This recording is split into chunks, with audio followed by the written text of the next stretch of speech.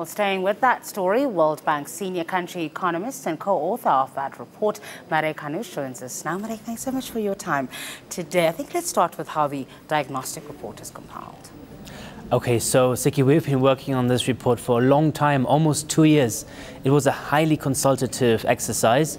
We've worked closely with the National Planning Commission so that we could learn from the National Development Plan, because so much thinking went into this. Okay. But we also wanted to do our own assessment of what are the constraints to reducing poverty and inequality in South Africa. Yeah. As you know, as your viewers know, the World Bank's mandate is to reduce poverty and inequality in the world. So we did this diagnostic report consulting government, business, youth. We went to townships, we traveled the country, we talked to business, we talked to unions, we talked to everyone. That's why it took such a long time.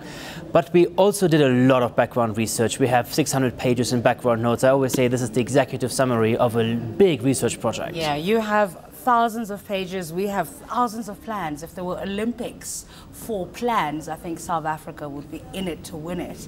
But one thing that we seem to fail on is implementation, and we also fail when it comes to just the fragmentation of the different implementing agencies in the country. So it's easy to say, well, this is what you need to get done, but do you get a sense that there's a will to get the things done?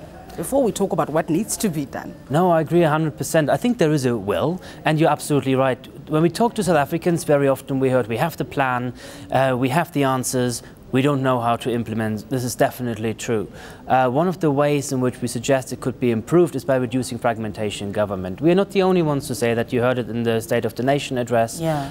But South Africa has a huge number of departments and ministries. And how do you get everybody to rally around those few things that are critically important to reduce poverty and inequality?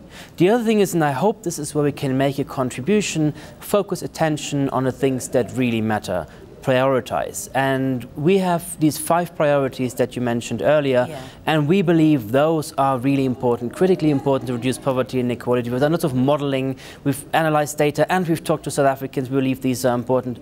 And when your viewers see these priorities, they will probably not be very surprised. They will say, what does the World Bank really offer that is new? We say, well, I mean, these are 5 things that you all agree with. Maybe perhaps look at the things that we don't necessarily say are priorities. Would you also agree with that? Which are? So, for example, if you look at our history, we have advocated a lot for fiscal sustainability, fiscal adjustments. This doesn't appear in this report for once. We don't say that it's not important, but we say it is a symptom.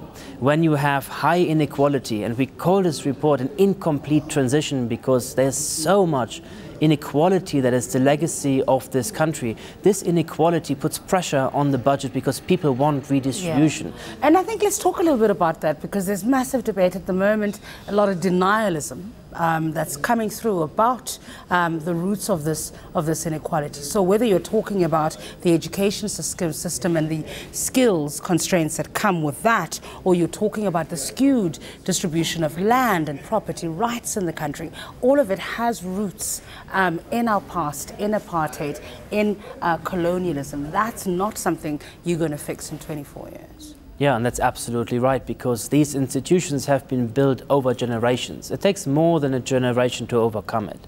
We do acknowledge that there has been significant progress. In the previous report we published that we draw on this time, we do show that race plays less and less and less of a role, but it still plays a big role, too much of a role, and that really is the legacy of the past. The other thing that you talk about is low competition and low integration in the region, in the globe as well, when it comes to value chains. What can we do about that? So essentially we say there are various types of exclusion. South Africans are excluded in South Africa. That is the lack of economic participation. But South Africa is also still relatively excluded from the rest of the world. Even though with this open economy. It is actually not as open as many people think. So by the GDP per capita, the level of development, South Africa doesn't trade as much as you would expect. South Africa doesn't have as much foreign direct investment as you would expect. Yeah. And that is what we call the isolation. South Africa is very connected in the financial sector, but when it comes to goods exports, for example, other services, it does lag a little bit behind. Yeah. And we say opportunities are in the rest of the world. South Africa is about, what, 0.5% of GDP, of global GDP. The markets are abroad.